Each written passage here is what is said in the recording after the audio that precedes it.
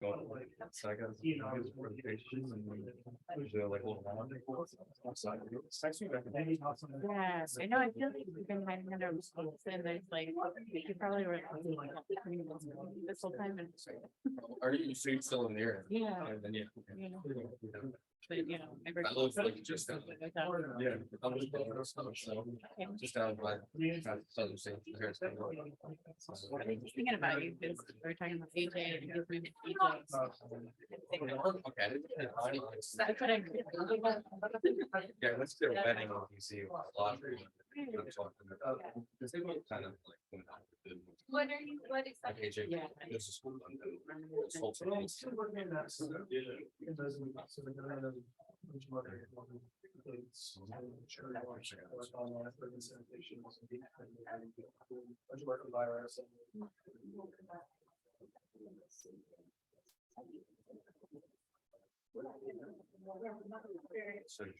he will man.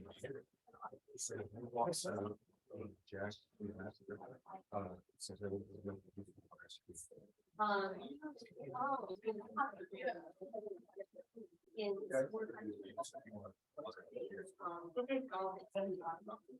I mean, either one. No, that's great. So we'll do that and then we'll sit down and then we'll come up here. Do you want us to sit here? Or just-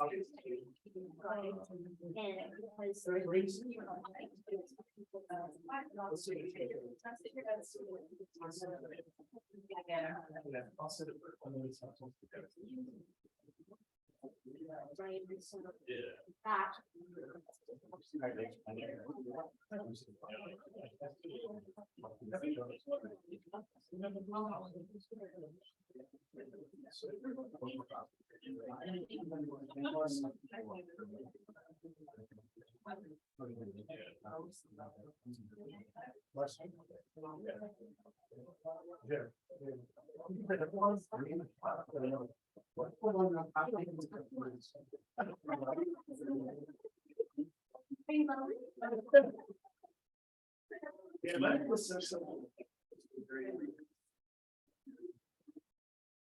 So fun.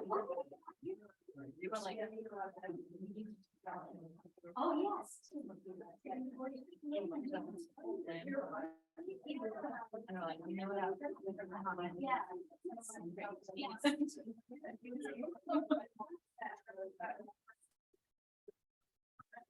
Yes, I asked. It's for me. That's very good. It's funny that you know. Right, in terms of how you might they can do something very eyes or wow, I like you so much. But I could see in oh, okay. Okay. Okay, sounds great. Because everything else that she's like,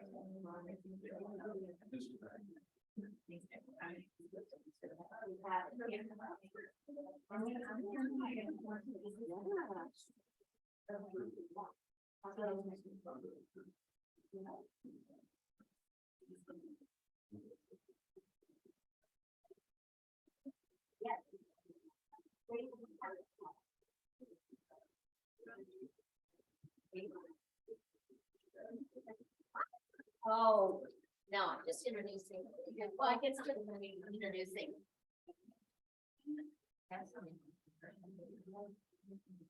Oh, really? I was, but I moved out. I know. I oh, yeah, it's fine.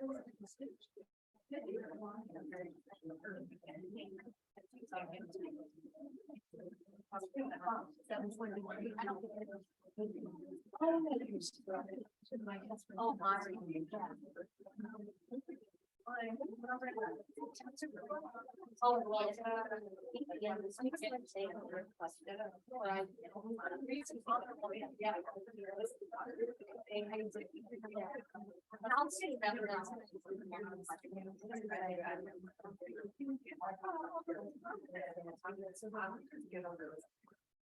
Oh,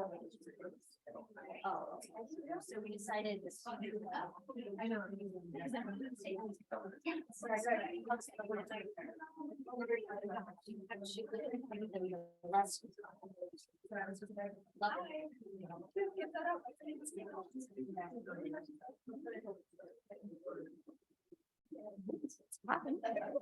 It's on.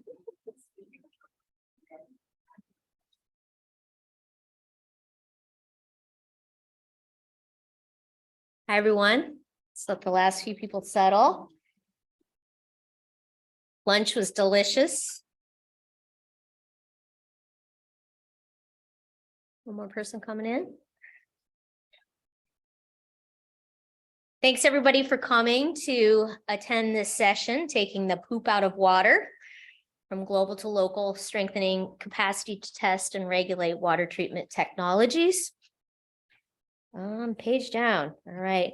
So just to let you know what to expect, how we're going to use this time, there's going to be 4 different groups convening to share information. World Health Organization, Aquia, Ministry of Health of Ghana, and COST. WHO will be giving a little update on the scheme where it's at. Aquia giving some talks on monitoring systems and why they may succeed or fail. Ghana will be giving their update on their standards progress, and COST will be talking about managing safety in household and some things they've learned from surveillance. So with that, the objectives for today are, again, it's always good to find out what the latest is with the WHO scheme. A big part of that is what are the lessons that we've learned. Approaches to test and regulate household water treatment technologies at the national level, and reflections on user uptakes of those technologies and how to bring those key recommendations into improving health impact. So with that, I think my apologies. I think my last slide, my last slide is gone, but just to let you know, we're going to go through those 4 speakers. We're going to take some questions after each speaker, and then we're going to have a chance at the end to talk to the whole panel and have a little discussion that will be moderated by Joe Brown. Thanks.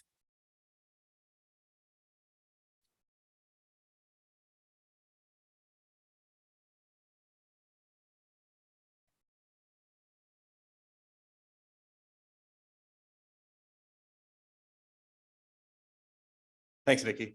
Hi, everyone. I'm Knox. I'm a student here at UNC, and then I work with WHO on implementing their international scheme to evaluate household water treatment technologies. So we just are finishing up round 4, which is going to be kind of the wind down of the scheme in terms of WHO's primary involvement as the manager and operator of it. So I just wanted to give you a brief overview for those who are unfamiliar of what the household water technology treatment evaluation scheme is. Show some of our results and the highlights from round 1 through 4. And then talk about some of the lessons we've learned implementing the scheme, some of the technology limitations, and some of the kind of limitations we've seen from the manufacturer side. So the objective of the scheme was to promote and coordinate the independent and consistent evaluation of household water treatment products. And so this is based on a set of WHO criteria. And then using this, hopefully we can strengthen national capacity and then encourage regulation of HWT products. That way it's not kind of a wild, wild west and everything is not performing or not known how it's performing. And so how that operates is essentially manufacturers would come and submit an application, and the WHO works with their designated testing laboratories and an independent advisory committee to decide what products to test and then also how the products were tested.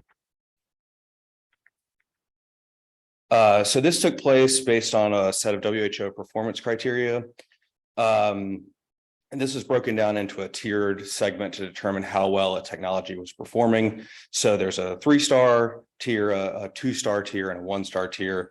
And essentially the 3-star tier is the highest performing products. And those correspond to a 10 to the negative 6 DALY, which is a health-based target, disability adjusted life year. And how we measure the performance criteria is based on how many log reduction of each of these microorganisms a technology is capable of.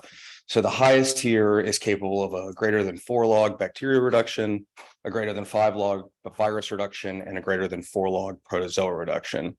So essentially saying in order to get that highest tier, you must meet all of these standards. The 2-star is a 10 to the negative 4 for our health-based target, the DALY. And those we've labeled as comprehensive protection. And then below that is a targeted protection, which is it's targeted at specific microorganisms. So it's able to achieve a 2-star criteria for 2 of the classes. So, you know, for a filter, this may be bacteria and protozoa because they're not as good at filtering out viruses. So it would fail the virus criteria, but then pass the other 2 criteria. And then if they fail to meet any of those criteria, they fail to meet, and they offer what we call little or no protection.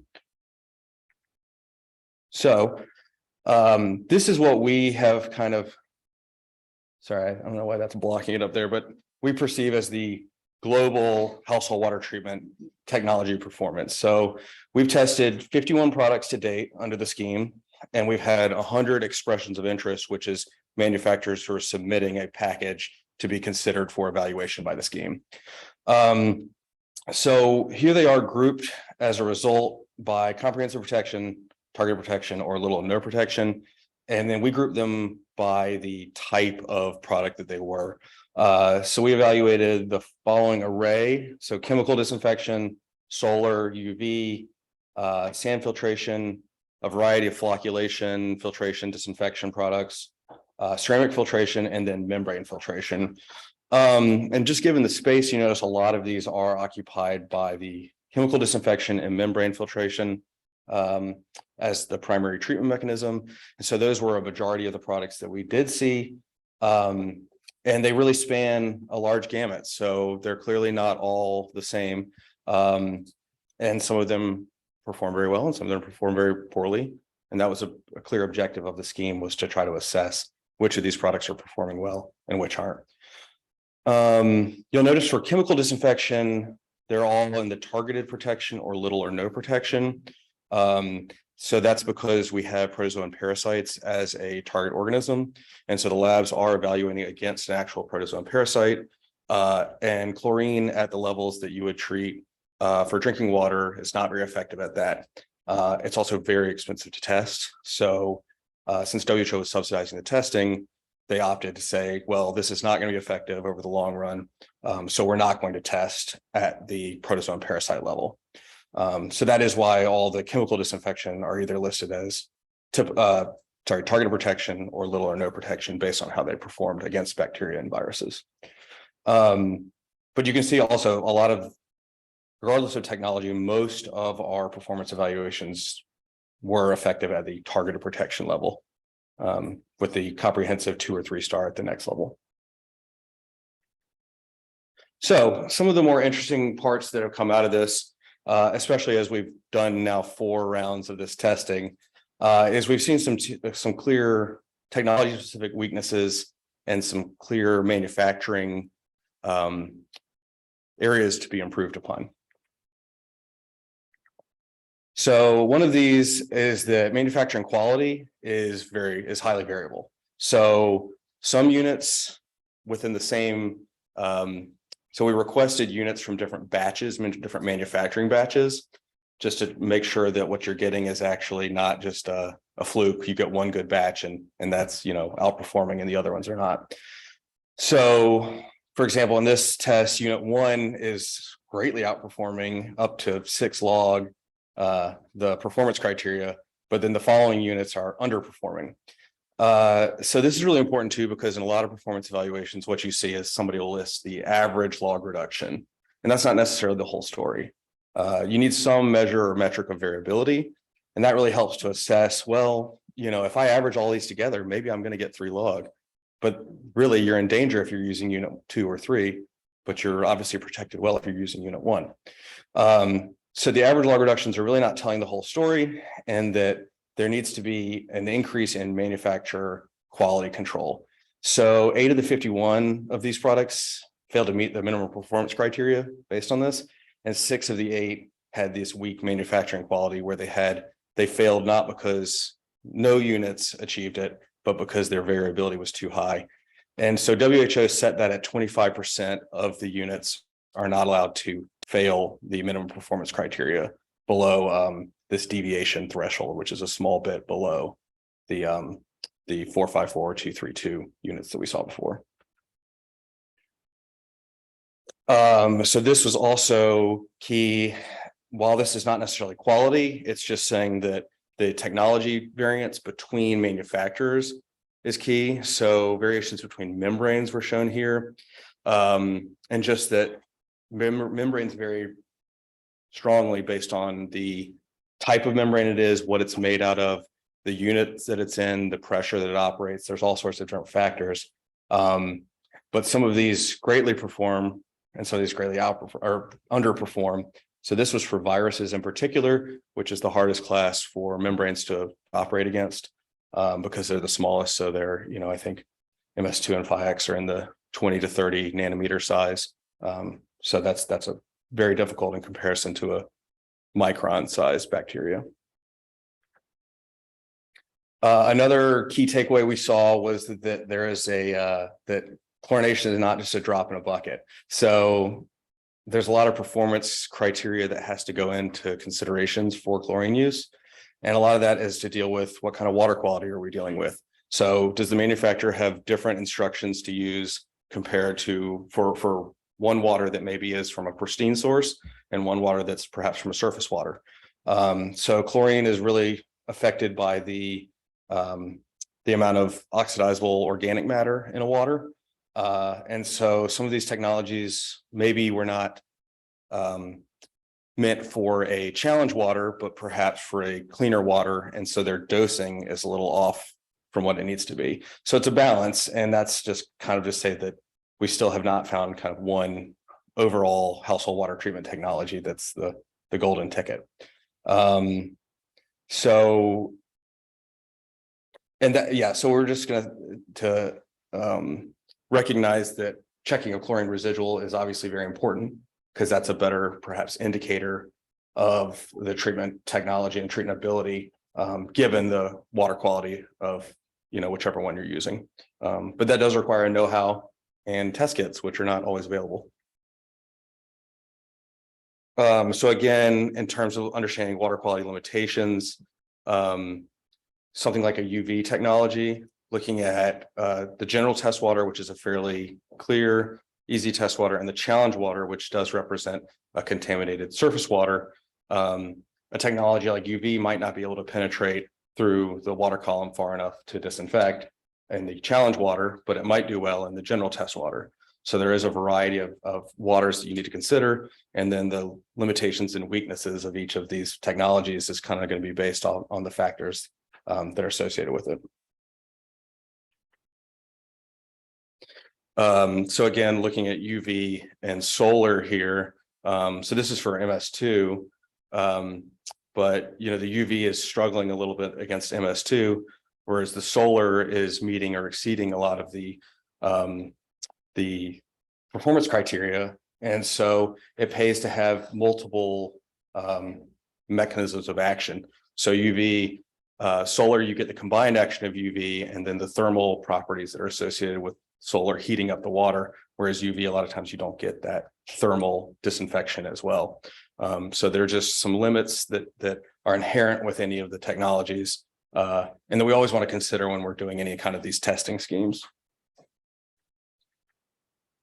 And then finally, one of the big instances we saw where manufacturers could offer some improvement was in instructions. So we tested the products per the manufacturer's instructions, because that's how they would be used in the field. And so we clarified with them where we could, but oftentimes they were either, I feel like a lot of times what we saw was sometimes products were submitted where they maybe were a chlorine manufacturer. And so while they're submitting a chlorine tablet for drinking water use, maybe their primary business is in another disinfection area. And so they're not necessarily experts in just the drinking water side of it, but they're just taking advantage of, we're already a chlorine producer. So a lot of times the instructions were not what we thought were sufficient. And a lot of times that reflected in the testing. So, you know, if they didn't have a multiple dose scheme, or they didn't consider water quality as an impact, a lot of times they undershot what they would need to maintain a residual in water. And just having them easy to understand and use, multiple languages, pictures. A lot of these were lacking. You know, sometimes you would just get an instruction sheet and it would have 1, 2, 3, 4, 5, and it would be all in English, which isn't obviously going to cut. But that was definitely an area that we saw would have a lot of improvement for the manufacturers. And it would show in the performance criteria as well.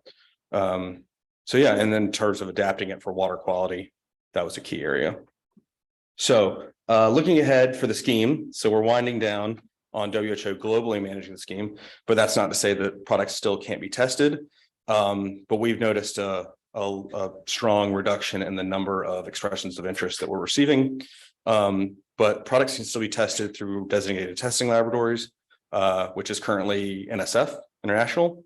And then we're going to wind up support to countries investigating HWTS regulations, water quality, laboratory strengthening and testing. We're coming out with some guidance on field test kits for water quality that's going to come out alongside the small systems guidelines. And then disseminating of the scheme results. So we're going to be writing up a report. And hopefully that will influence the principles behind the choosing of products for procurers. You know, so products that are effective, have clear instructions, and then encourage correct use of the products. So far, the overall impact, what we see is, as I said, we had 51 products tested, over 100 expressions of interest. So this is a large portion of what's available of the manufacturers that wanted to participate in the scheme that are making household water treatment products. We've informed national guidelines and product selection in Ukraine. So some of our group is working to support the effort there. We've removed ineffective products from the Ebola Essentials interventions list. And then we felt it was just generally important to inform smart investments for emergency response. And so we've heard also some good feedback from our manufacturers that the participating in the scheme is making a difference. Because at the end of the day, a lot of the manufacturers are looking at sales numbers. You know, that's a big thing for why they want to participate in the scheme. It's not just, you know, seeing how well their product does, but they're interested in the marketing aspect. So we're proud of that as well. So thank you. You can email us at hhwater@who.int or view our website for more information. Anybody have any questions?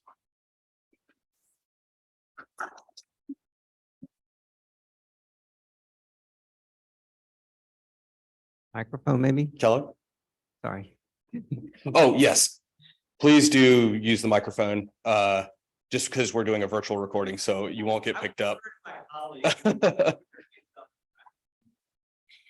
Thanks so much. So you mentioned the manufacturer instructions and ease of use, Yep. and also compliance being super important, obviously for long-term use. Are there any plans to evaluate actual users in the field as to how easily they use devices or have compliance in the long term?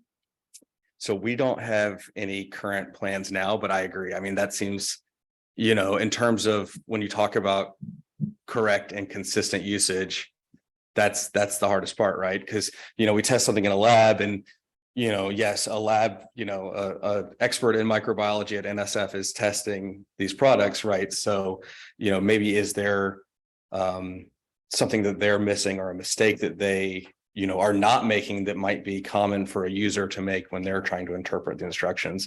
Yeah, I mean, it's an interesting point because it's, I mean, even we would get calls back from NSF and they're going, really, is this what you would want to do. And then I would email the manufacturer to clarify, and they would say, yes, this is, you know, the instructions. It's drop the tablet in and do not stir, you know, and you're just kind of, okay, if that's what you're telling people to do, then what are they doing? Yeah, it's definitely an issue though.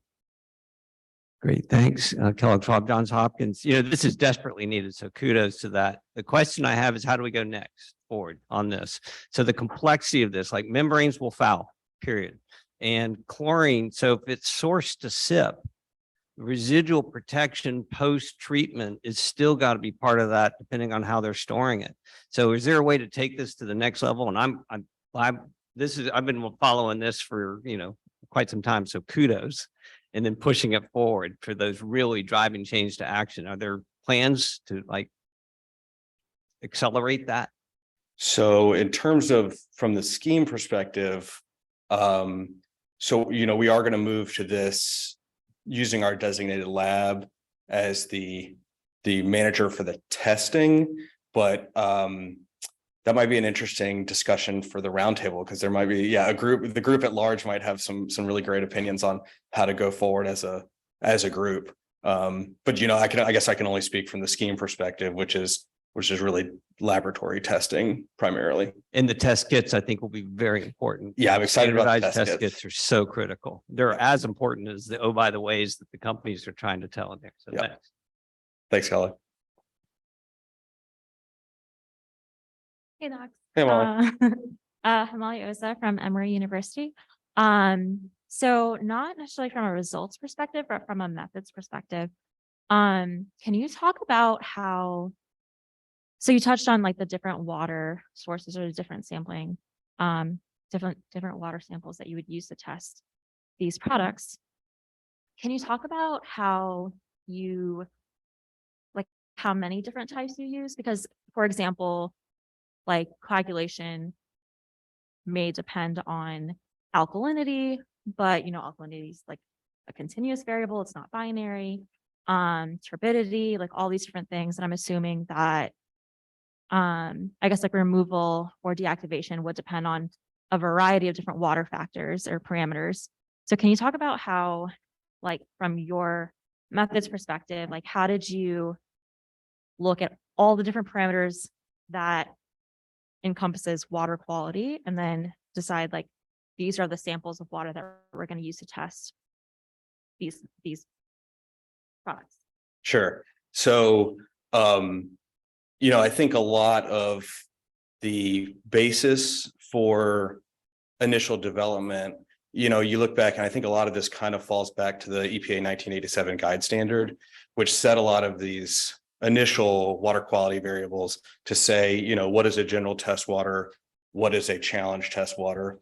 You know, and my understanding from talking with, I think it was Chuck Gerba, was that a lot of these were based on kind of the challenge water specifically was a very conservative estimate, you know, and so I've seen that in my own research as well at UNC, is that, you know, chemical disinfectants such as chlorine are kind of, they're always going to struggle with that. And that's kind of what it was set up to do. Whereas the general test water might be much more representative of a high quality kind of, you know, a well water or a groundwater source.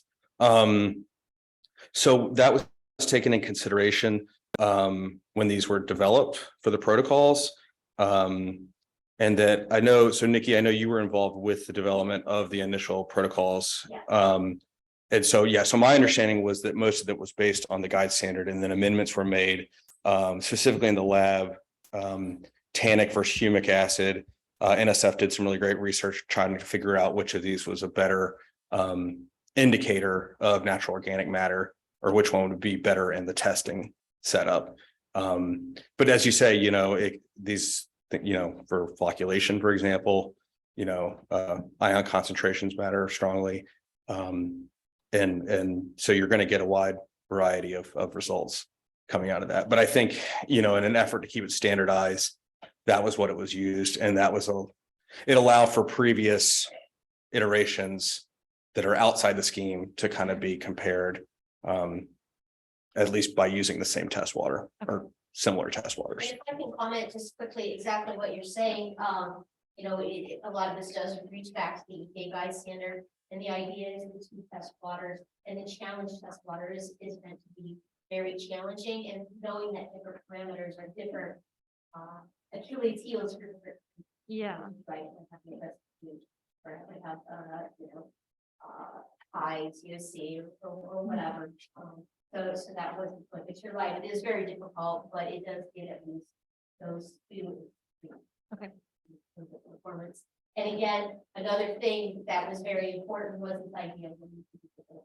Yeah. Tanning provides an opportunity more than humic to be able to do. Thank you. Thanks. Jeremy, Business Connect, I find myself somewhere in between on the kind of the manufacturer side and the policy side. Nick and I work a bunch together. There's a bunch of different products in here that have gone through the scheme that I love. One of the things informing manufacturers, we've got 300 some in our database of manufacturers that enter the space. You guys have that. How can we take this now? I mean, to me, the next step is also, how do we inform these manufacturers as I'm coming alongside and consulting? Is there anything you guys are doing in publication or otherwise that I can continue to educate the manufacturer side and the group of the private sector that's trying to have an ROI in the space, but inform them on instructions, things like that. Are you guys publishing any of that out of this next scheme? And then a second question to that is, are we continuing the scheme? It's really nice to have a central place in the whole space that I can talk to the manufacturers about. Here's where we're headed. Here's the scheme that's really important. So kind of a twofold question. Absolutely. So for the second one, the scheme will be continuing, just not in its current form. Just because WHO is winding down some of their involvement, but they still will be involved. But in terms of so we won't be working to my understanding as much with KWR, but NSF will be the designated testing lab. So it still will exist. And I think, we're still in the process of trying to figure out what that's going to look like. And then to answer your your first question, so we will be publishing a round 3-4 summary report. That's kind of the statistics and the outcomes from these last 2 rounds and a lot of this research. And then we've been developing some resources to help out manufacturers specifically, because there were a lot of questions coming in. And so we put together, it's not out on the WHO website yet, but it's in progress. We put in an FAQ to understand kind of, here's some other common questions we were getting from manufacturers on how to go about improving the products, and what what the testing looks like. And that does kind of explain some of the background science that goes into it, and kind of what's in what we've seen that manufacturers could improve on that are consistently lacking when they go for testing.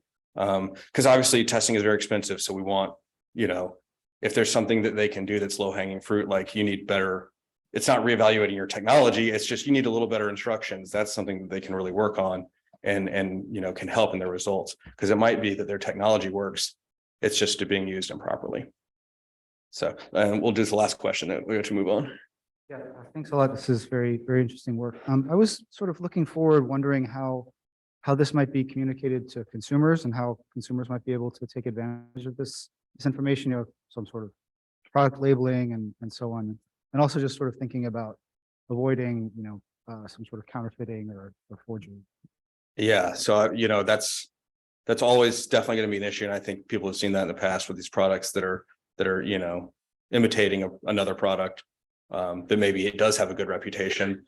So WHO does have some very specific language about what you're able to say. And since I don't have it memorized, I won't repeat what it is, but there is some, kind of recognition for going under the scheme, because you get put on the WHO website, and that's taken into account by procurers. In terms of what individuals could do, besides going on the website, I guess in terms of, if you don't know that the scheme exists, it is probably a little difficult. So it's something we could certainly work on to try to get that knowledge out better into, to direct to consumers. Oh, there's a really quick question on that.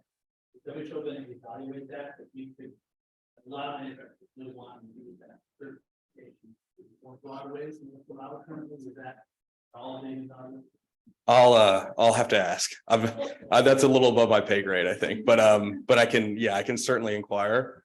And if you pass me your card, I can send you an email about it. Yeah. Thanks.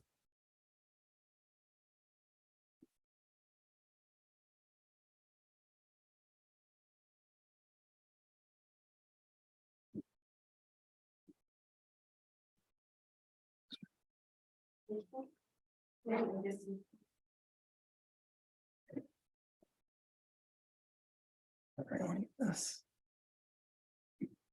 we go. It's like weird. I know, I don't know. No, okay. Well, I don't It's okay if I it's. know, but it's annoying. Oh, the. This like the top line, but Yeah. It's a little puzzle. yeah. Alright.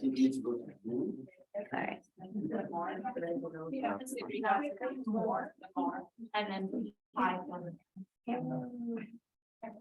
So, right there. Click on that.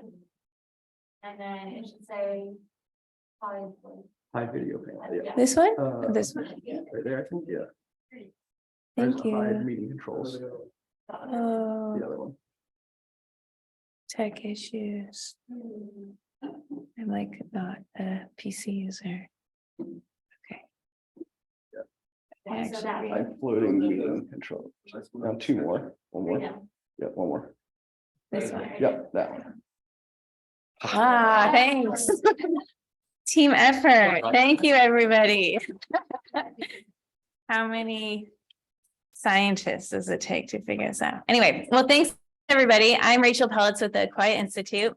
Great to be here today and see so many familiar faces, and also welcome to those joining online. So today I'm going to talk about why do monitoring programs succeed or fail. And so when we're thinking about building water quality testing capacity, what should we be thinking about? So I'm going to talk to you some about, oh, that doesn't work. Uh-oh. Sorry. Oh, there we go. Okay, thanks, everybody. What drives monitoring performance? And this is some work that Aquia did throughout Sub-Saharan Africa. And this is actually the program that brought me to Aquia 10 years ago, where I moved to Nairobi, Kenya, working across 6 countries. We had a big program with 26 legal agreements that covered 110 distribution networks and 343 health districts. And this was funded by the Bill and Melinda Gates Foundation. And we're really looking to answer this question. Why do some places have strong monitoring performance and others don't? And what are the factors that lead to success?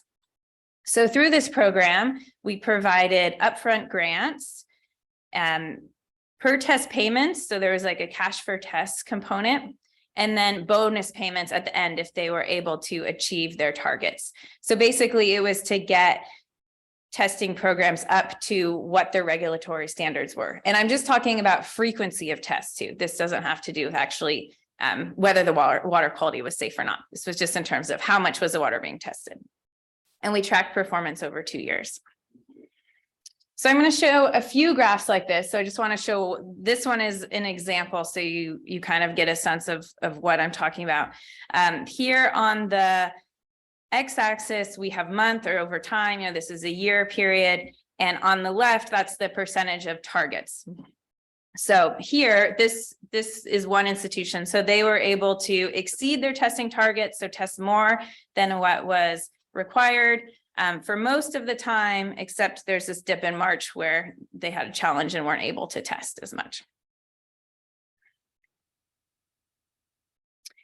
And now this is, I know it's probably kind of hard to see in the back, but this is that same graph for all of the 26 institutions. And what I want to show here is how much variability we had in microbial monitoring performance. You can see the chart, for example, on the top right, was an institution so the red lines are the 100% of the targets, and then the blue are the actual testing. So you can see that institution was way below their testing targets.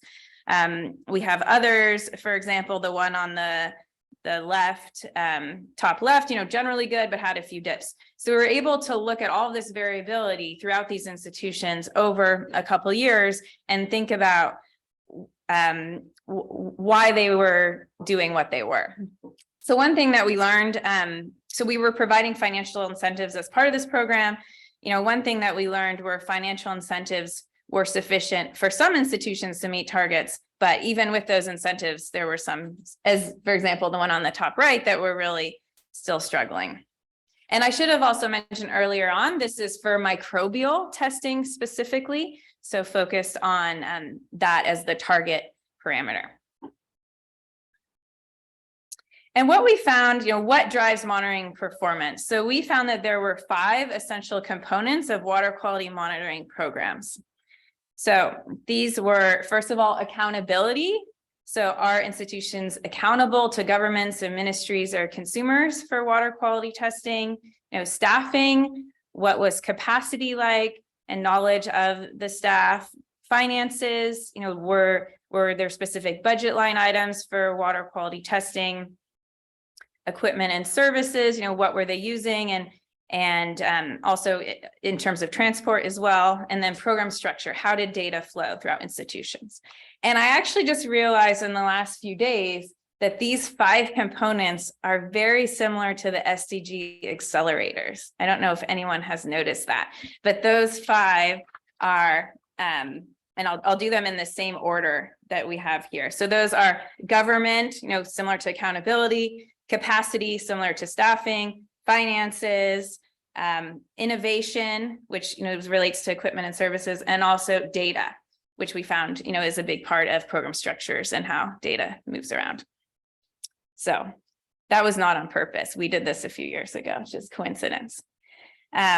So we broke each of these 5 components down into subcomponents. And I know this is probably a little hard to read in the back, but this kind of goes through some of the elements I said before. So, looking, for example, at accountability, we found there are 4 different things there. Were standards in place at a national level? Were there regulatory authorities engaged? To what extent were results reported to consumers? And was there any enforcement, for example? So we developed the water card, the water capacity rating diagnostic. And for each of these 5 components, they have the subcomponents, and then each of those subcomponents, we have a rating structure where each institution was rated on a scale of 1 to 4 in terms of their level. And what we found was that we found a positive relationship between the water card scores and monitoring performance. So here on the left is the axis is the capacity score. And then the x-axis is, we kind of broke these into 2, low, middle, and high performance in terms of their ability to achieve testing targets. And then we also did a qualitative comparative assessment or analysis, or QCA, or fuzzy set QCA is what it's called. And I'm not going to go into all the methods of that, but basically it's a method to figure out kind of recipes for success. So, which factors relate to others, and create pathways to successful outcomes. So we looked at 2 different outcomes, and the first was just targets achieved, how, what percent of targets were institutions able to meet, and then also testing consistency. So how often were they able to reach those? And the elements in the gray boxes are what are called necessary conditions, are the factors that were really important for success. So those are motivation and leadership, similar to other research that we found in the WASH sector. It's really those champions that can drive things forward. Knowledge, or capacity is really critical as well. And then some other elements, staff retention was also important, in having access to transport. So this was, some of the factors that we found were really critical. So these resources are all publicly available. We have, guidance manuals, questionnaires, observation checklists that can be used when you're thinking about assessing water quality capacity of institutions. And if there's one take home that I want you to remember, it's in this blue box here, that monitoring programs will not succeed with equipment and training alone. So I cannot tell you how many labs I've visited and you see a test kit in the corner that's not being used. And, someone has been trained that left the institution a long time ago and they say, oh, we ran out of money for consumables and we're not using it. Basically, if you go to any water institution in sub-Saharan Africa, a smaller towns, that's probably what you'll find. So I just want to make sure that we're not reinventing the wheel there and thinking that we only need equipment and training without thinking about longer term sustainability for water testing. So that's actually my last slide. I wanted to thank a lot of my colleagues that were involved in this research. As I mentioned, this was funded by Bill and Melinda Gates Foundation. We were in partnership with WHO and IWA and AFWA. I also just wanted to put a plug in for, we have a Friday session on water quality testing and particularly around innovations for technical and financial models for water quality monitoring.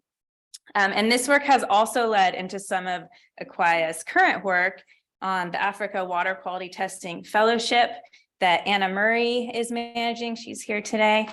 Thanks, Anna. And also some of the work we're doing right now on innovative strategies for water quality testing under USAID Real Water, Rural Evidence and Learning for Water, which Karen Seti is involved in, who's also here today, and developed our technical innovations report for that. And so thanks, everyone. And lastly, I just want to say Aquaya is growing. We're always looking for good people. So if you are interested or know of others that are interested, please reach out to some of our team. And with that, thank you very much.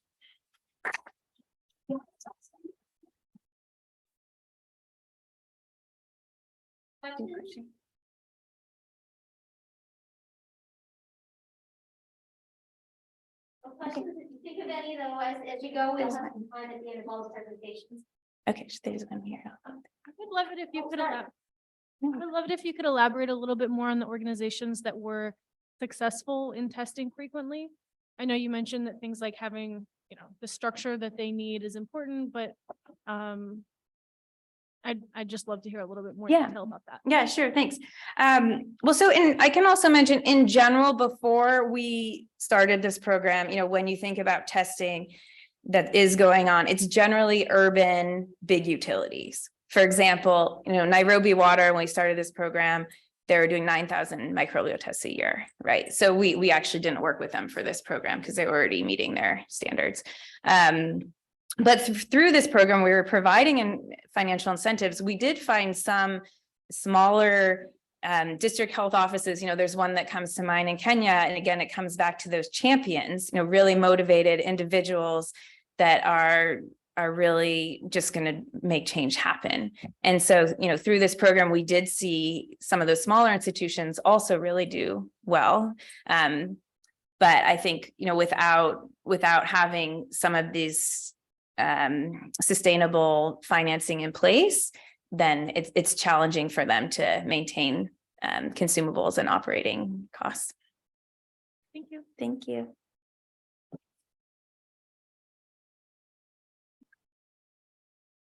Hi, I'd be interested in hearing a little bit more about the types of data flows that you mentioned help create the incentives for people to test regularly.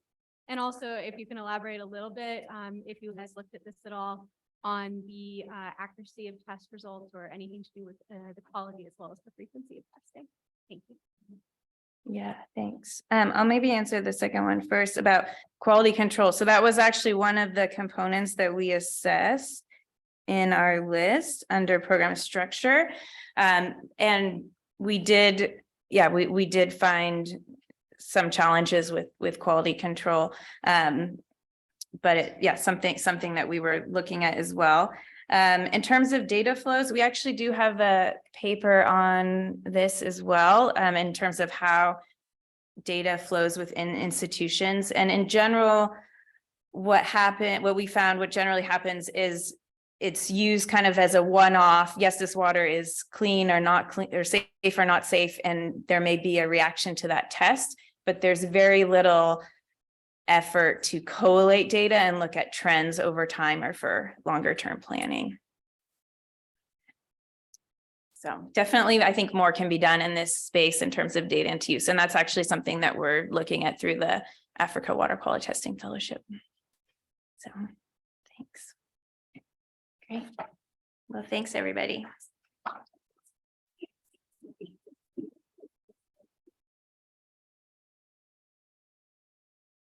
I think we have a video next. Yep.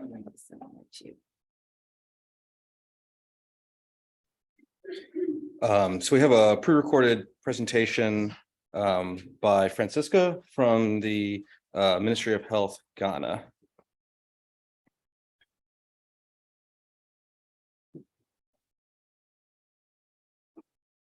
Good morning, ladies and gentlemen. My name is Francisca Frimpong. I am the Technical Secretary to the Technical or Project Committee handling the development of the HWT Systems and Products Standards and Certification Scheme. This morning, I will be speaking on the implementation of the certification scheme here in Ghana.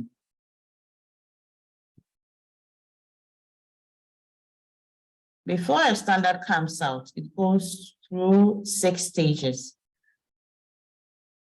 And for this particular standard, the proposal was as a result of discussions at the National Coordinating Committee on National Drinking Water Quality. After discussions, we realized that we do not have any standard or certification scheme to ensure that products being distributed on our markets are of good quality. And so the discussions went on, and we agreed to start putting in place a certification scheme to ensure that products that are coming onto our market, as well as being produced within the country, are actually fit for use. We are happy that WHO decided to support the development of the standard and the certification scheme. They have really supported us, and we are very grateful for their support. From the proposal stage, we move to the preparatory stage. And at the preparatory stage, that is where the research and data and information is collected to put together the draft standard from scratch. We also constitute our technical committees here. And in the constitution of our technical committee, we actually look at stakeholder groups from the academia, from the conformity assessment bodies, that is testing, inspection, and calibration and certification. We also look at regulatory bodies. We look at consumer advocacy groups. We look at manufacturers and importers of the products, and then users of the products as well. And so for this particular committee, we actually had to also put together a working group. And this working group were made up of experts who have knowledge in the use of the products, as well as knowledge in the production of the products. And this technical or working group, actually put together the draft for the project committee to actually look at the committee stage. At the preparatory stage, we had 2 working group meetings to put together the draft standard. And at the working group meetings, we discussed extensively on the title, the scope of the document, as well as the other inputs and requirements that is needed to be included in the standard. From the preparatory stage, we moved to the committee stage, where we had a wider stakeholder group being part of the committee stage. We had to extend that beyond the experts on the working group. On the working group, we just had academia and conformity assessments, institutions, as well as regulators. But at the committee stage, we brought in manufacturers, we brought in importers of the product. We brought in experts within the wash sector to be part of discussions at the committee stage. We've had 2 committee meetings, and at these meetings, we had to also look at the title, the scope, the test methods that will be used in analyzing the product. We needed to also agree, we need to reach consensus on the limits that will be set for these products, and that was done at the committee stage. You realize that we cannot have a lot of people on the committee, and so from the committee stage, we moved to the public inquiry stage. We circulated the document to the wider stakeholder group within the wash sector, within academia, within the conformity assessment institutions, regulators. So we had all these people on board at the public inquiry stage. We did not end there. We went beyond to have stakeholder meeting where we invited the larger group to be part of discussions. And then comments from these 2 stages, the document being circulated, as well as the stakeholder engagement meeting, comments received were taken back to the technical project committee to also look at it and then agree on which ones to include in the standard. After the committee has agreed on that, the technical secretary would incorporate all the comments into the standard and circulate the document to the project committee members again to look at. And if they are okay with it, they would approve the document for publishing. And then after publishing here in Ghana, we also move a step further to gazette it to ensure that it has some legal backing. Some key elements that were discussed in the standard was, first of all, we looked at the title. In discussions of the title, committee members discussed extensively on both the microbiological and the chemical requirements being incorporated. At the end of discussions, there was consensus that currently we do not have much information on the chemical aspect, and so we should be looking at the pathogen removal aspects, which is the microbial, and that was what was agreed on. And that is how come we have this title, Requirements for Performance of Household Water Treatment Products and Technologies, Pathogen Removal. After the title, we then have the scope. So with the scope gives a general idea of the content of the standard or what the standard covers. And so for this particular scope, we looked at it's covering the requirements for performance of household water treatment products and technologies with respect to pathogen removal. You can see from here that we're only considering pathogen removal and not any other aspects as the chemical requirements. It also specifies the appropriate test methods for the determination of microbial parameters, such as bacteria, protozoa, and viruses. We had to go a step further to say that it does not specify the physical, chemical, and microbiological requirements of potable water. This was because as we had discussions, we realized that at a point, sometimes some members of the committee were confused as to what we were looking at, whether we were looking at the requirements for potable water or we're looking at the performance of the products and technologies. And so it was agreed that let's put this in so that users of the standard do not get confused as to the scope of the standard. From there, we moved on to categorizing the technologies. We realized that we have a lot of technologies on our market.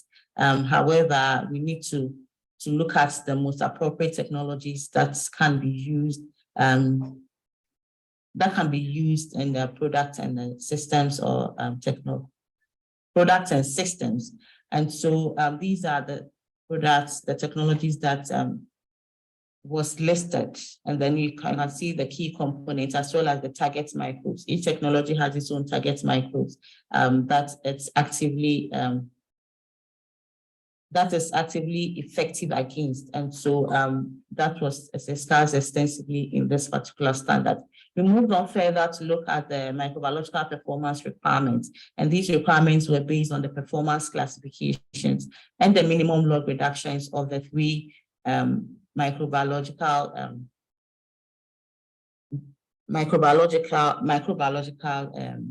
microbes that was discussed.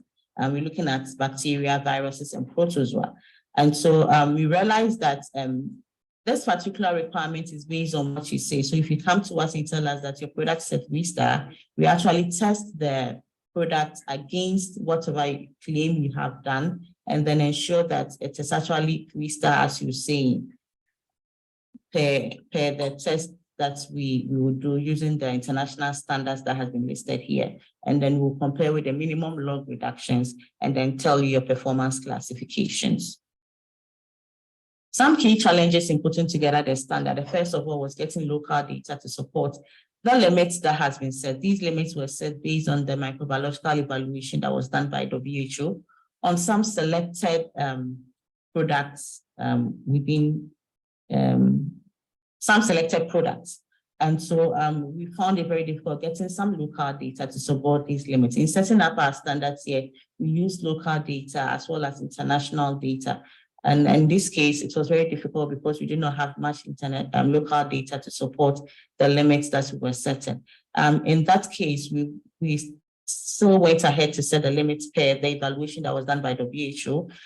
We realized that most of these products were imported. And so if the WHO had done the evaluation on these imported ones, we can use their data. And as we start the implementation of the scheme, we also collect some local data to support the review of the standards. Standards are not static. Standards are reviewed every 5 years. And so during the revision of the standard, we can actually use our local data, which will be collected over time to ensure that the limits are actually fit for use here.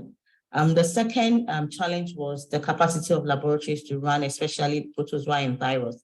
Most of the laboratories run bacteria, they are very good at it. However, when it comes to protozoa and virus, we just have one laboratory running these analysis. And so we need to build the capacity of the local laboratories in order to be able to run protozoa and viruses. To overcome this, we have agreed that we would be writing to some institutions for support in building capacities of some of the selected laboratories we have been working with. The next steps after the standard is published is to start putting together the certification scheme. And that is actually ongoing. We are putting together the certification scheme. And this scheme is going to be based on the standard that has been developed. And it will cover both locally manufactured products as well as imported products into the country. Thank you very much for your attention.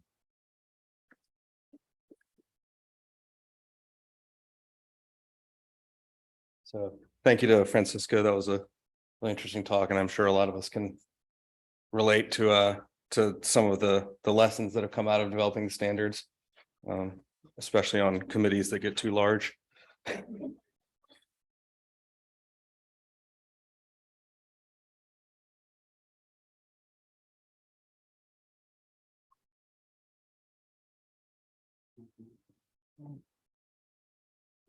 And so next up, we have Marcio from Cost. Thank you. Thank you, Knox. Hello, everyone. First of all, I'd like to thank the WHO and UNC for inviting Cost. My name is Marcio Boto. In Portuguese would be Marcio, but here everyone calls me Marcio, so that's how I am right now. By the way, I'm Brazilian, and I work for Cost. I'll be presenting today on behalf of Cost, but I just want to make sure and tell everyone that I'm not the only one here working this project.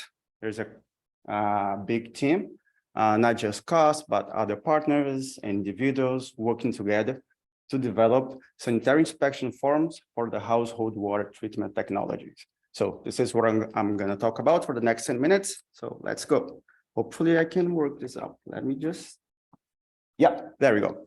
So what we're going to be talking about next minute, just a little bit of introduction on water safe water, what we want to do with this project, the current status, the process to develop those sanitary inspection forms, the challenge that we're facing. I'm going to show you some drafts and also how, and this is really what I want to hear from you. I want some feedback. We need some feedback from this work. It's going to be in a platform, and I'm going to be presenting how is that going to be possible to be collecting the feedback from all of you.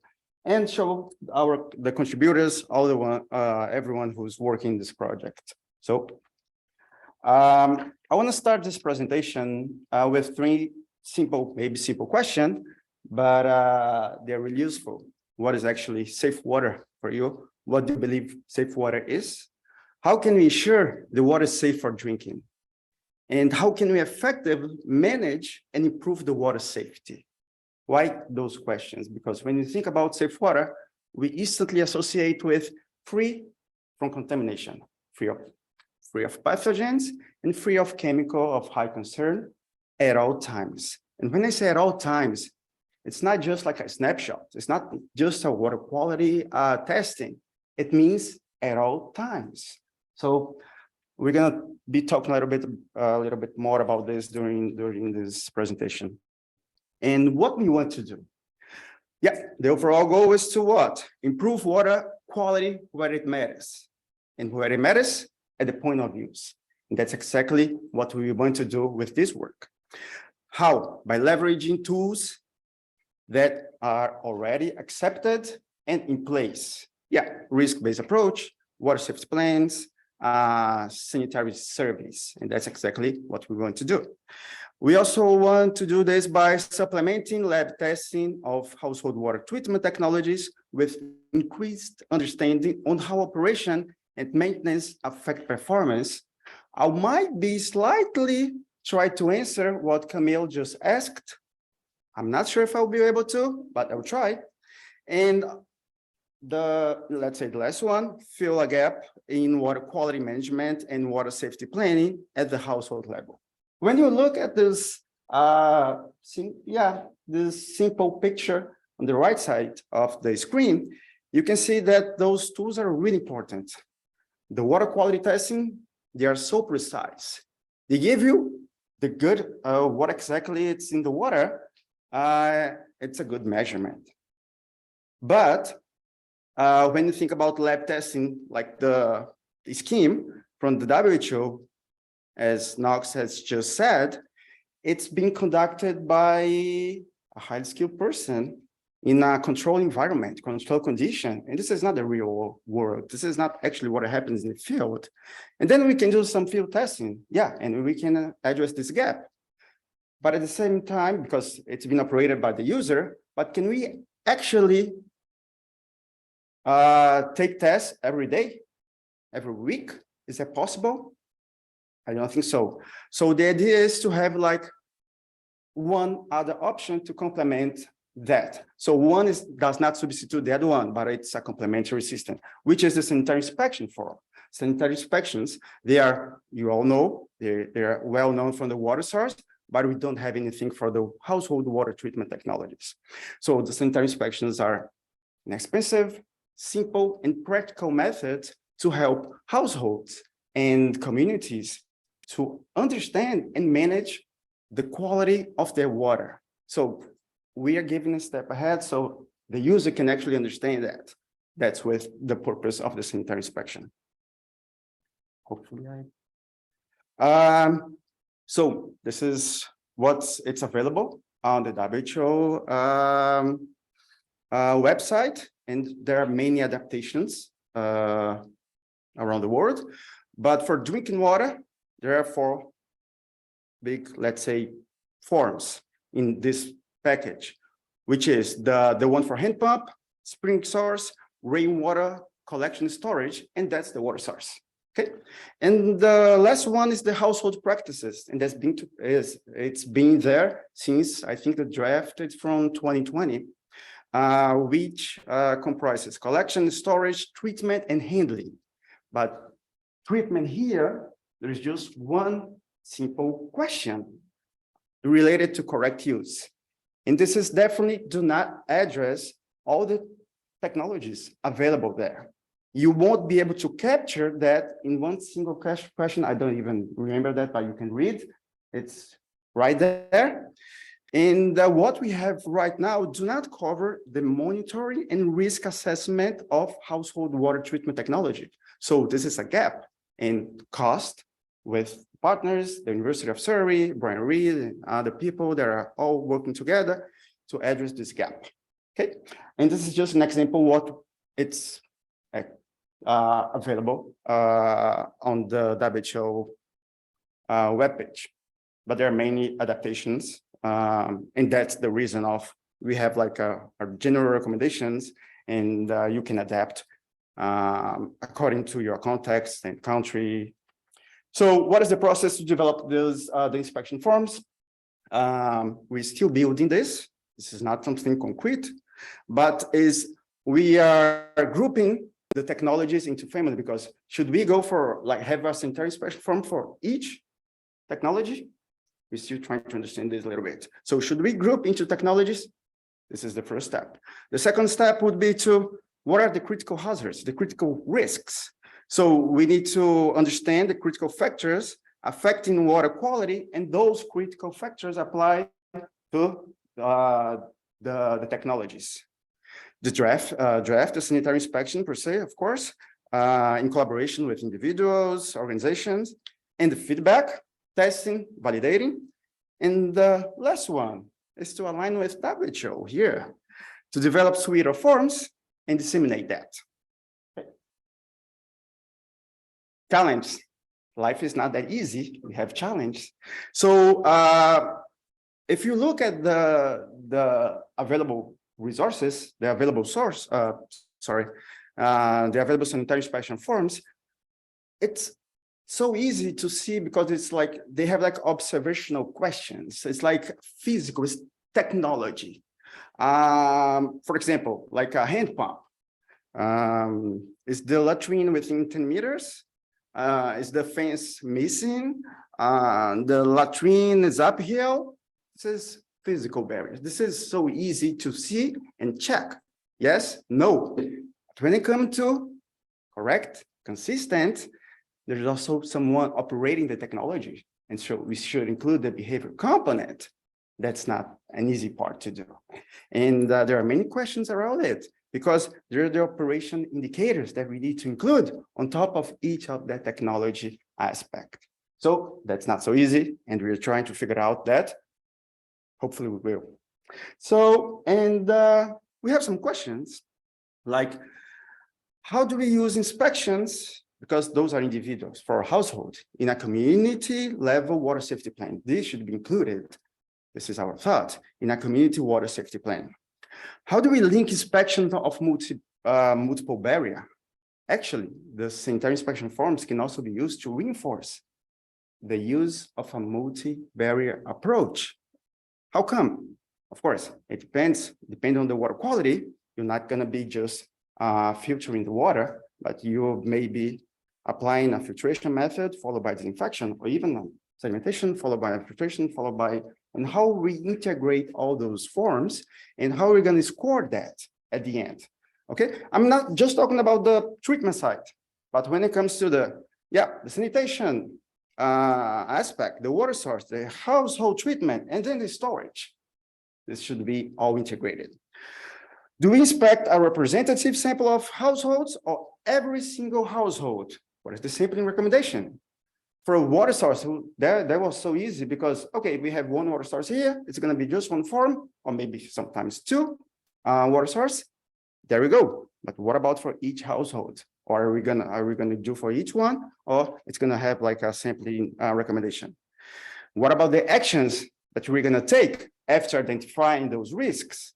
Because when we think about the water quality will say, okay, there is a contamination, this is the level of contamination, but what's the cause of that contamination? We can address here with the sanitary inspection forms. We're gonna know where is the cause and what are the actions to be taken. So shall we give this response to the individual, or like in a community level, such as in a, like, let's say a refresher training about the technology? And then here is the draft. The first one that I'm showing is the boiling and pasteurization. We combine into one. It's just an idea. It's the very, very, very first draft, please. And we are also following the same format that WHO has, which is the technical sheet followed by the management advice, and then the sanitary inspection form, the questions, yes and no.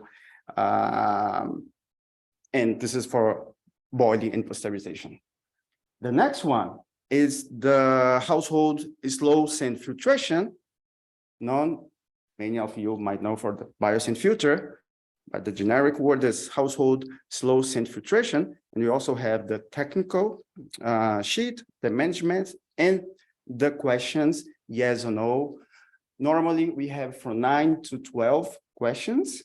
Says how it works for the sanitary inspections.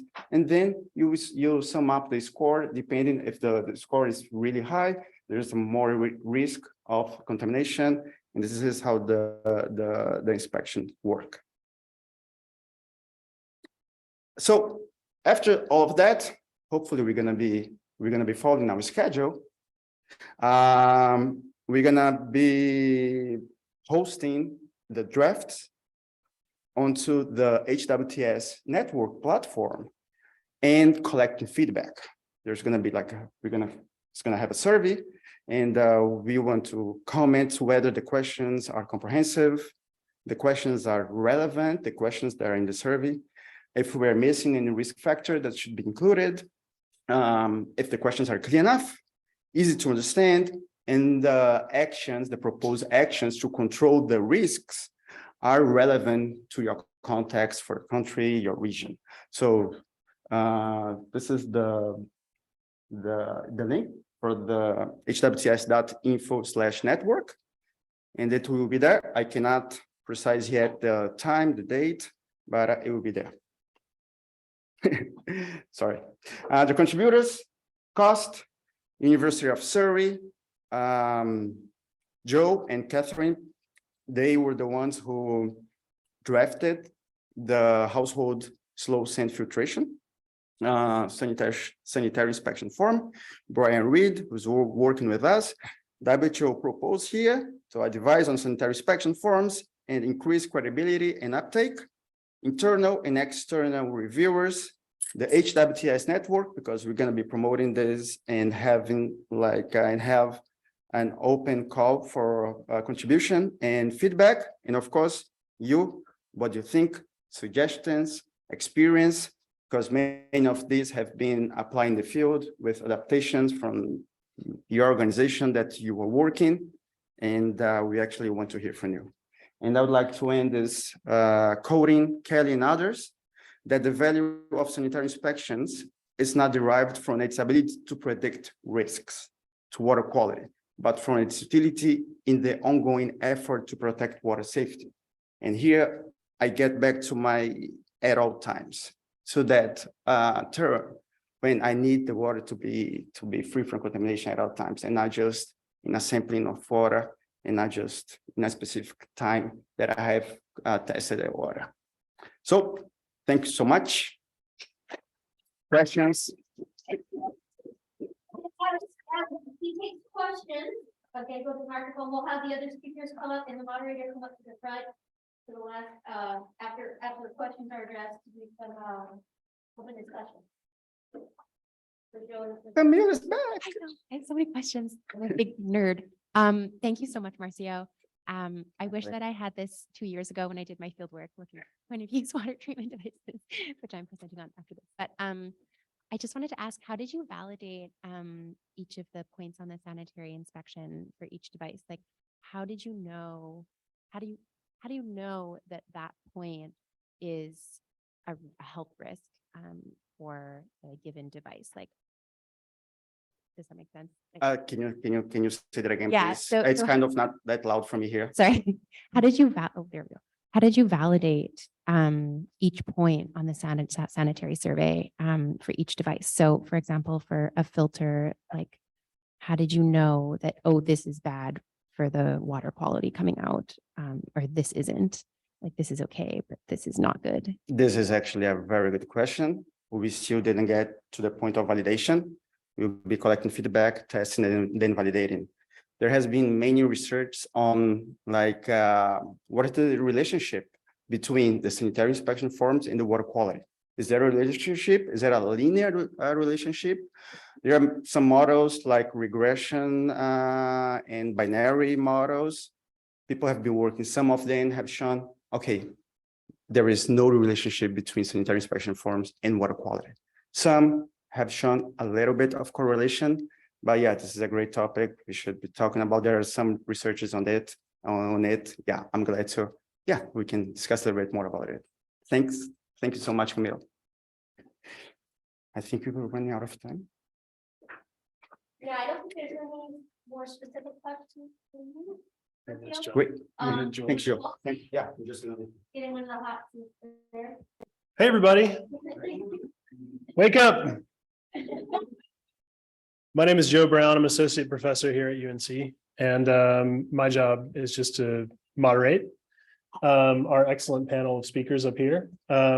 So now it's open for general questions from the audience. Anything about what you've heard or any of this territory. It's a vast territory we're covering in these presentations. So please, the microphone is open.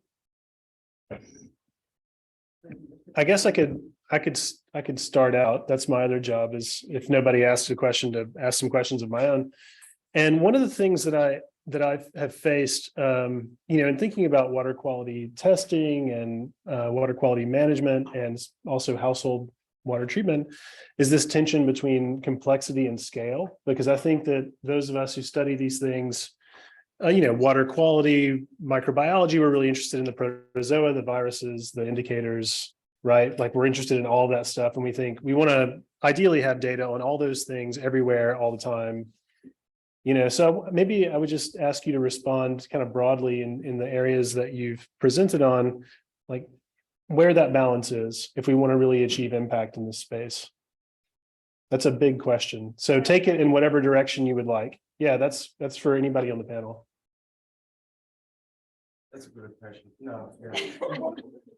Okay, maybe, It's a high level maybe I'll. It's a philosophical question. It's a philosophical question. Hello, okay. Did you? Oh. Cool, okay, thanks, everybody. So the question, is about how do we balance kind of the need for lots of data on pathogens or microbes versus what's the reality in the field in terms of testing. I would defer to national standards for that one, actually, and kind of, go generally, it's E. coli testing, depends on the system size, but WHO, it's at least every 3 to 5 years for point sources, at least every once a month for pipe systems. So that's kind of where I would start from generally. I mean, obviously it changes by country in terms of at least water systems. I know maybe your question is also on water, household water treatment specifically. So I don't know if. Yeah, I mean, so as we're putting together, especially from a field kit perspective, I know what we're seeing a lot. I mean, which is that, the field test kits themselves are going to be massively not as important for a cost basis as just the overall management and running of the program and hiring people and training and things. So you're certainly limited in that aspect. But then, from the microbiology side, we think about something like testing from a lab. And if you're saying like protozoa or virus, a lot of labs don't have that capability. And, we struggle to even find ones that are capable of doing any protozoa work or are willing to. And those prices are astronomical. So is something where, if you're looking at implementing a technology evaluation scheme like the WHO, that's something where you're really going to find as a limit to any of those. And that's a huge barrier, is just trying to implement anything to match that virus, bacteria, and protozoa. So, if there's possible adaptations or anything that could come out of that, that's certainly something to consider when you're thinking about, especially developing a scheme or developing testing in country. Yes, please. Yeah. Please take the microphone and then. Yeah, no problem. I'm sorry. No, it's I'm sorry. Go ahead, No, please. no. Please. Yeah, please.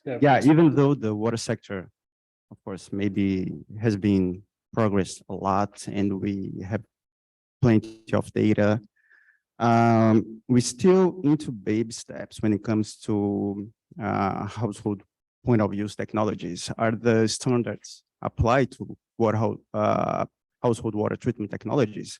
There is many of the countries, there is no regulation in place. And what they do have is for centralized water treatment plant and centralized water system, and they do not apply at all at a household level. So we still have a lot to go, even though we have plenty of data, even though we got a lot. Yeah, there's a lot to move forward on this. Yes, please take the microphone. Yeah, thank you. I'll start with a comment, then my question. I've been in a situation, especially during a disease outbreak, specifically a cholera outbreak, which we had. So there are different agencies who are going out there to do the water quality testing.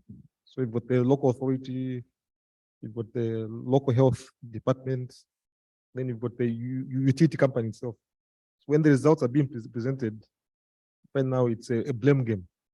The utility company say, no, our water is safe from the source. So the contamination should be at the household level.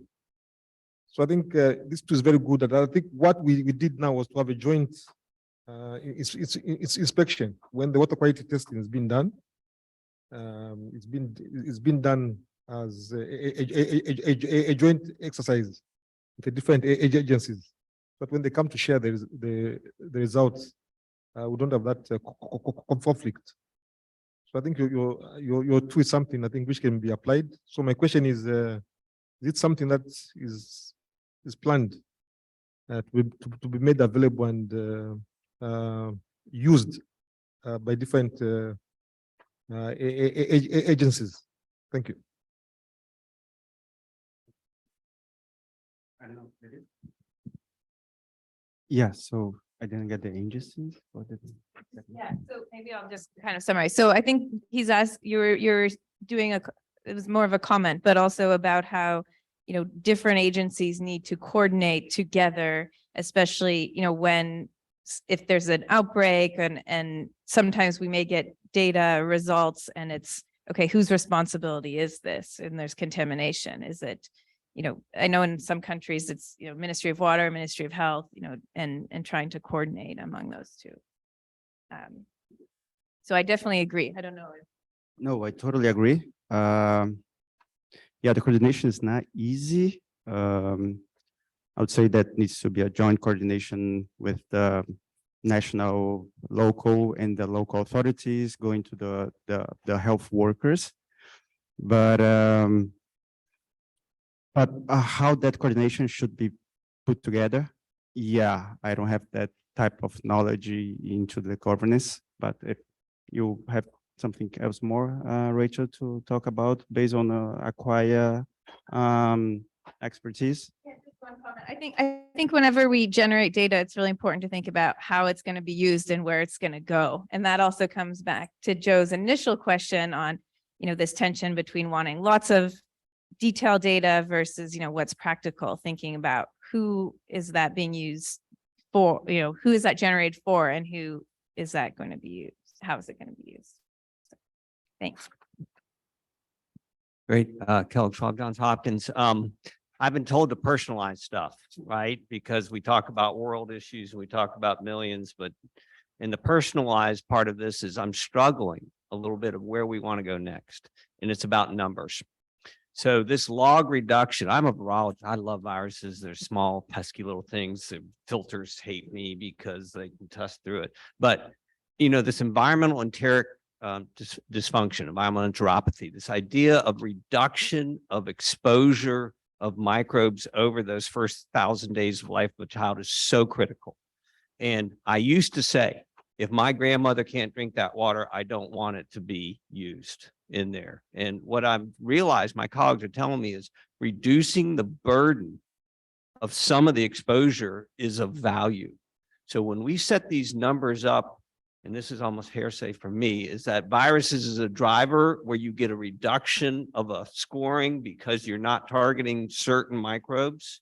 when protozoa, which can have chronic infection, which are larger and easier to remove. We need to think about this perhaps in a different way. I know that's provocative. I love what you're doing. You've got to have these scoring in there, but I think to drive change, because solving water will not solve this problem. It's the tater tots eating the dirt, it's the food, it's all these other things in there. And we got to figure out a way of putting this in a risk way, in my opinion, that we include these other aspects, not ignoring water and reduction of the burden in water, but to really drive change, we will be sitting here in 2070 having the same conversations that Dan Oken did in 1950 about this in here. So it's a plead, and it's a not really coming up with a solution to it besides let's go outside of the box a little bit and think of that. It's almost like a harm reduction approach to exposures, which, is prevalent in many other areas of public health, but which, we're holding to this, pretty high standard across many of our exposures. That's not really in the context of other risks. Other people have comments on that?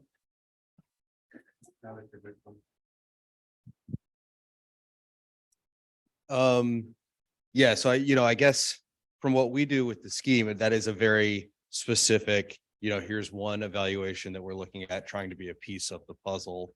And I think that's probably what we presented up here as tools to go towards that, and so using them in combo, so we have the evaluation scheme, and then we have sanitary inspection that's really trying to look at, trying to apply it from a broader basis and really making sure, that, as you say, we can reduce the exposure and therefore reduce the health risk of it. And so I really like that. I mean, I completely agree, but yeah, it's a large problem and one that's, going to take a lot of tools and a lot of people to tackle. Agreed. In our industry needs it, right? Our industry colleagues need the idea of setting a benchmark that is a minimum. Because I agree, if the company's doing well, they need to maybe get that credit. We've got to go beyond our sector, really start thinking about this the broader way. Not that we guys on the spot, but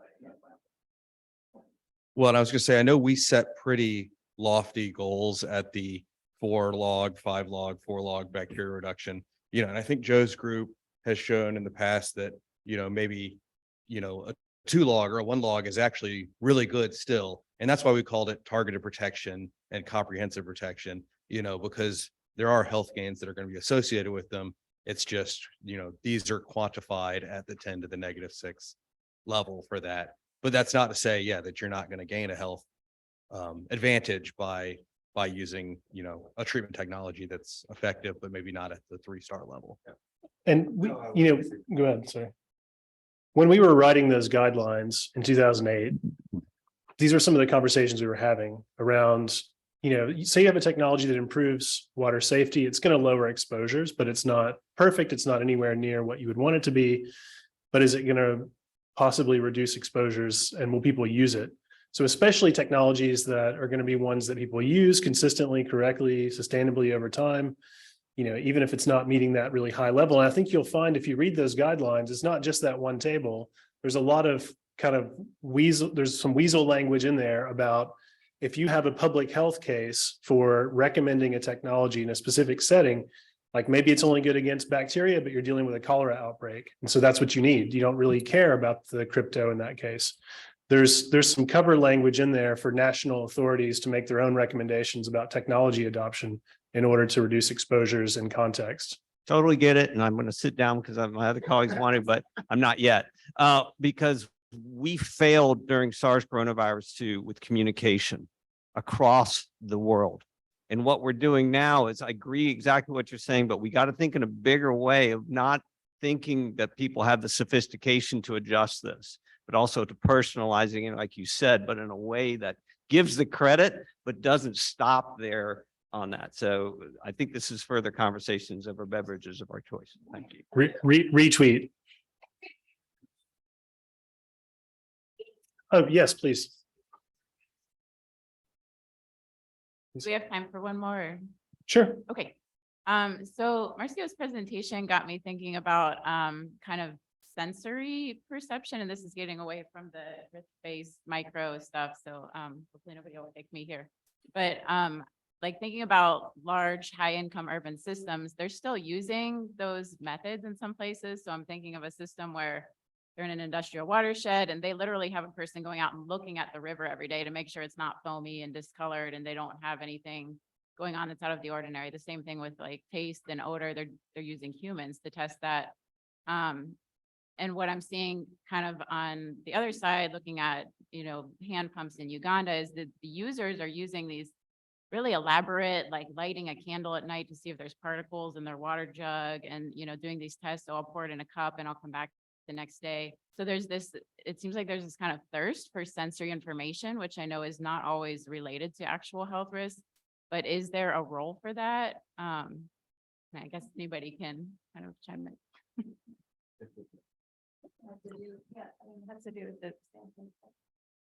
Yeah, I mean, I haven't thought about in that sense. What we are trying to do with the sanitary inspection forms, it's pretty much trying to capture the idea of how the technology is being used correctly, consistently, and continually. In this sensory aspect of how the behavior and how the person accept or not that type of water, it's concerned also with the technology. If the technology is delivering the water that should be accepted by the user. So in that sense, the idea is to build, to work in questions that we may find answers to the possible risk and hazards, but as I said, that does not apply to the water quality per se. Yeah, we still didn't figure out how that can be in a sensory way that you just came up with. But yeah, that's a good question, a great comment. That's a great comment. I think we have to draw the line here. Unfortunately, it's time. So please join me in thanking our speakers. And they'll be available up here to answer more questions after the session. Thanks very much.